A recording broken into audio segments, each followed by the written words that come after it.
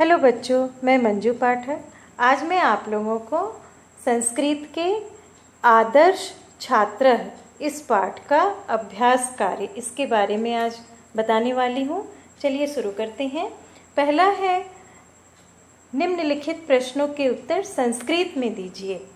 पहला प्रश्न है, कः सप्तम्यां कक्षायां प्रविशति, यानी कि कौन 7वीं कक्षा में प्रवेश करता है।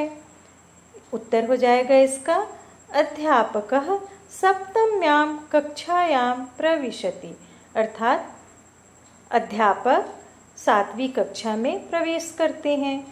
संस्कृत के प्रश्न उत्तर लिखना बहुत ही सरल होता है। जैसे कि जो प्रश्न सूचक शब्द होते हैं, कह, किम, का, केन, इस प्रकार के जो प्रश्न सूचक शब्द होते हैं उन्हें हम हटा करके उत्तर वाले शब्द लिख देते हैं और उत्तर तैयार हो जाता है, और प्रश्न सूचक चिन्ह को हटाकर हम पूर्ण विराम लगा देते हैं। अगला प्रश्न है, कः आदर्श छात्रस्य मूलभूतो गुणः, अर्थात आदर्श छात्र के कौन से मूलभूत गुण होते हैं। उत्तर हो जाएगा, छात्राणां ध्ययनं तपः इति आदर्श छात्रस्य मूलभूतो गुणः, अर्थात आदर्श छात्र की जो मूलभूत गुण होते हैं वो होते हैं अध्ययनम, अध्ययन करना, जो कि एक तप के समान है, तपस्या के समान है। अगला प्रश्न है, कः सर्वेषु विद्यालयीन कार्यकलापेषु सोत्साहं प्रतिभागं करोति, अर्थात कौन सभी कार्यों में, सभी विद्यालयीन कार्यकलापों में उत्साह के साथ प्रतिभागी यानी प्रतिभागी बनता है, उसमें भाग लेता है, प्रतिभागी करता है। तो इसका उत्तर हो जाएगा, आदर्श छात्रः सर्वेषु विद्यालयीन कार्यकलापेषु सोत्साहं प्रतिभागं करोति, आदर्श छात्र सभी विद्यालयीन कार्यकलापों में उत्साह के साथ प्रतिभागी या प्रतिभाग करता है। अगला प्रश्न है, के आदर्श छात्रस्य विशिष्टाः गुणाः सन्ति, यानी आदर्श छात्र के कौन से विशिष्ट गुण हैं। यहाँ पर बहुत सारे गुणों के बारे में पूछा जा रहा है, इसलिए क्रिया बहुवचन की लगी है, सन्ति। इसका उत्तर हो जाएगा, आदर्श छात्रः सर्वदा पित्रोः गुरोः श्रेष्ठ जनानां च आज्ञां परिपालयति, अर्थात आदर्श छात्र हमेशा माता पिता, गुरु और श्रेष्ठ जनों की आज्ञा का पालन करते हैं। सामान्य छात्राणाम अपेक्षया आदर्श छात्रेषु अधिकाः विशिष्टाः गुणाः भवन्ति, सामान्य छात्रों की अपेक्षा आदर्श छात्रों में अधिक विशिष्ट गुण होते हैं। अगला प्रश्न है, सश्रद्धं सविनयं च कः अभिवादयति, अर्थात श्रद्धा के साथ और विनय के साथ, विनम्रता पूर्वक कौन अभिवादन करता है। इसका उत्तर हो जाएगा, आदर्श छात्रः सश्रद्धं सविनयं च अभिवादयति। यहाँ पर मैं अगर उत्तर कह के स्थान पे आदर्श छात्र को रख दूँ तो भी उत्तर सही हो जाएगा।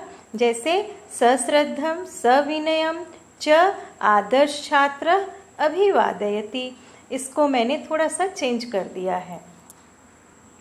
अगला प्रश्न है, रिक्त स्थानों की पूर्ति करें, यानी खाली स्थान भरना है। भवताम दक्षिण हस्ते छत्रम विराजते, इसका अर्थ हुआ भवताम यानी आपके दाहिने हाथ में छाता विराजमान है। दूसरा है, अध्यापकः छात्रान् उपदिशति, यानी कि अध्यापक छात्रों को उपदेश देते हैं।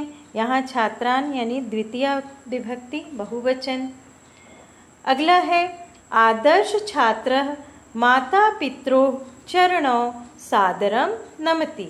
अब यहाँ इसका अर्थ हो गया आदर्श छात्र माता पिता के चरणों को सादर प्रणाम करता है। अब हम संस्कृत में अनुवाद देखेंगे। पहला है दाहिने हाथ में क्या है। ये प्रश्न सूचक वाक्य है, प्रश्न सूचक चिन्ह भी लगा है, तो ये अनुवाद है। तो ज्यों का त्यों हम इसे संस्कृत में लिखेंगे और चिन्ह भी जैसा दिया हुआ है वैसा ही हमें यहाँ लिखना है।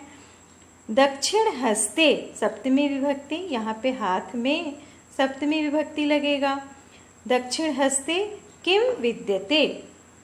अगला है अध्यापक छात्रों को उपदेश देता है। अध्यापकः छात्रों को, यानी कि द्वितीय विभक्ति और बहुत सारे छात्र हैं, बहुवचन। छात्रान उपदिशति, यहाँ कर्ता अध्यापक है तो उसके अनुसार क्रिया यहाँ उपदिशति हो जाएगा। अगला अनुवाद है आदर्श छात्र के कौन कौन से गुण हैं। ये भी प्रश्न सूचक वाक्य है, तो इसका अनुवाद हम ज्यों का त्यों वैसे ही करेंगे। आदर्श छात्रस्य, यहाँ का के की षष्ठी विभक्ति, तो छात्रस्य छात्र में षष्ठी विभक्ति का प्रयोग होगा। कौन कौन से के गुण हैं, यानी कि बहुत सारे गुणों के बारे में यहाँ है पूछा जा रहा है, तो बहुत सारे गुण यानी कि बहुवचन का कर्ता होगा गुणा और इसके अनुसार संति हैं, क्रिया लगेगी। अगला है वह परिश्रम से स्वाध्याय करता है, यानी वह परिश्रम से स्वाध्याय यानी स्वयं पढ़ता है। सह परिश्रमेण, यहाँ तृतीय विभक्ति है से द्वारा, तो परिश्रमेण स्वाध्यायम करोति, सह के अनुसार क्रिया करोति हो जाएगी। अगला अनुवाद है वह प्रातः काल उठकर माता पिता के चरण छूता है। सह प्रातः काले उत्थाय, यहाँ पर ल्यप प्रत्यय लगा हुआ है। जहाँ पर भी क्रिया में कर प्रत्यय जुड़ा होता है वहाँ पर या तो कत्वा लगता है या ल्यप लगता है, तो यहाँ पर ल्यप लगा हुआ है क्योंकि स्था धातु में उपसर्ग भी लगा हुआ है। तो जहाँ पर क्रिया में उपसर्ग भी लगा हो वहाँ ल्यप लगता है, और जहाँ पर उपसर्ग ना लगा हो सिर्फ क्रिया हो तो वहाँ पर कत्वा प्रत्यय लगता है। तो उत्थाय माता पित्रो चरणों सादरम नमति, तो वह प्रातःकाल उठकर माता पिता के चरणों में सादर प्रणाम करता है। अगला प्रश्न है संधि विच्छेद कीजिए। संधि विच्छेद चलिए देखते हैं। वार त्रय मुक्तवा, यहाँ पर इसका संधि विच्छेद हो जाएगा वार त्रयम धन उक्तवा। ये व्यंजन संधि का उदाहरण है, यहाँ हलंत लगा है और हम जानते हैं कि दो वर्णों के बीच में ही संधि होती है, तो यहाँ पर हलंत लगा है यानी कि ये व्यंजन संधि का उदाहरण है। अगला है शक्ति रेव, इसका हो जाएगा संधि विच्छेद शक्ति धन एव। अब यहाँ पर विसर्ग लगा हुआ है तो ये विसर्ग संधि का उदाहरण हो गया। प्राप्त्यर्थम, प्राप्ति धन अर्थम, ये स्वर संधि का उदाहरण हो गया क्योंकि यहाँ पर ना ही हलंत है और ना ही विसर्ग है। अगला है ईश्वरस्याराधनम, इसका हो जाएगा संधि विच्छेद ईश्वरस्य धन आराधनम।